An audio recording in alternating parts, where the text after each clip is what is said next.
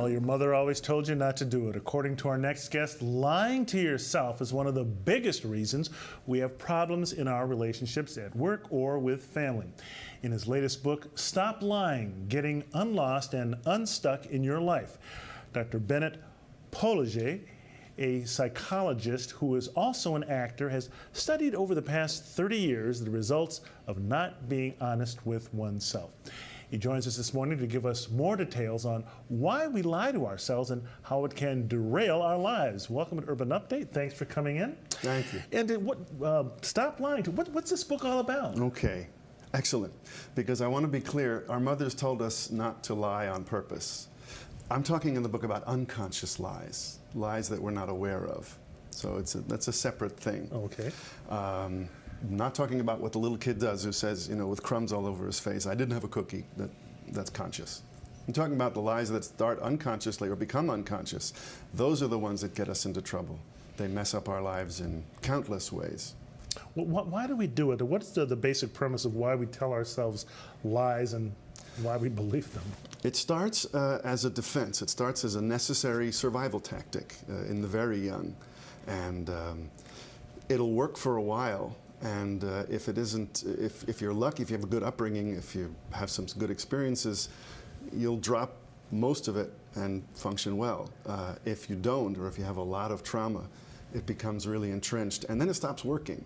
So it becomes a symptom. The defense kind of fails and runs amok, and then you have symptoms. I can really illustrate this best with a case example. Do you have time to do that? Let's hear it. And I was thinking, you know, the book is full of case examples. In fact, if you go to Amazon and look at the book, you get a free sample of like 15 pages or something, and it has like 4 cases right there. But the one I could talk about here is a movie, which most people have seen, so it's a quick way to get into it. The movie is Good Will Hunting. I hope people still recognize that. Oh, yes. So if you think Here about in that Boston, movie, they do. Okay, right, Boston. So if you think about that movie, good city to do this in.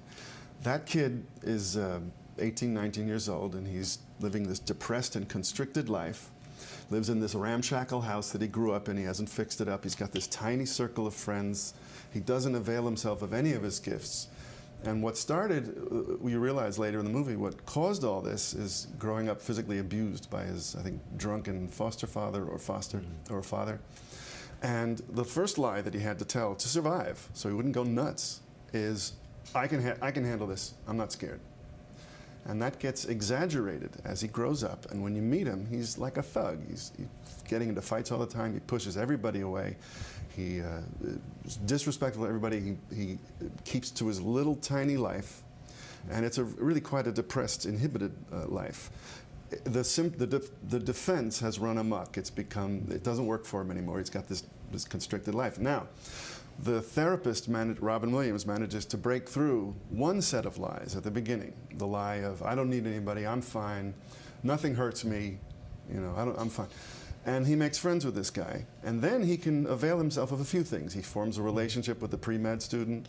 And then at the end, the big climactic therapy session, the big lie is broken through. And that lie is, Robin Williams keeps getting in his face saying, all that abuse that happened to you wasn't your fault. The kid goes, yeah, I know. And Robin Williams says, no, it wasn't your fault. Because the truth is the kid doesn't know it wasn't his fault. That's why he's living as he does, because he believes it was his fault.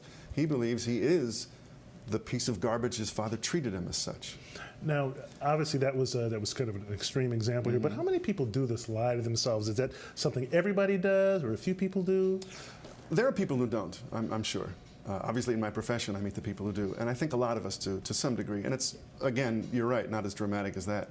But I want to emphasize the importance of all this is not just it's fun to catch lies, is that, again, looking at the movie, when the lie is uncovered, when the kid realizes that what he really feels is his father was right, he's racked with sobs, and the truth floods in, and his symptoms go away. And then his life moves on, and it really happens that way. Now, in your book, how do you suggest people deal with this? Or is there a way to deal with it? Yes, and it can happen, it of course happens in therapy, but it can happen with friends, it can happen. I think a good stand-up comic sometimes opens your eyes to lies that you're telling yourself. A comic says, did you ever notice? And you realize you've seen it 1,000 times, but you've never seen it, you've never noticed. There's a story in the book about a woman on a date, and thankfully they didn't get defensive. People often lie on dates. And as a result, their relationship opened up. She calmed down. She felt much better, all because her date pointed out something she was doing that didn't quite fit. Now, in your book, you draw parallels between acting and psychotherapy. I guess. Where That's a pet interest. That's a pet interest of mine. I've always noticed the parallels. Actor training, all the different types of actor training, all come down to the same thing: helping you find out when you're lying, when you're not telling the truth as you're trying to on stage. And what about the types of lies? Are there some lies? Are there certain types of lies that people tend to tell themselves the most? Yeah, the one we saw in Good Will Hunting is, I think, the most common. You know, I ain't scared. That didn't hurt. You're not bothering me.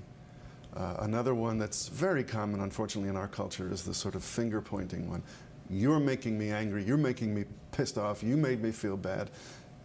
Often, it's not even angry. What you really did is you shook me up. You made me scared. And you triggered something in me that I bring into my life everywhere. Okay. And that's the trick. Is you asked how to do this. One of the tricks is don't get defensive. And what would you like everyone to take away from the thing that you'd like people to take away from your book? Okay, real quick. When you're stuck, when you can't stop using drugs, chasing the wrong people, all the symptoms, being unreasonably anxious, unreasonably depressed, when you're stuck, it's because, and psychotherapy isn't working, it's because there's a lie that needs to be uncovered. Okay. And the second thing is that when you uncover that lie, really happens, your symptoms will start to go away. Okay, the website is? Oh, aboutpsychotherapy.com. Okay. Dr. Bennett, pologe. And don't forget to stop lying. Okay, thanks for coming in.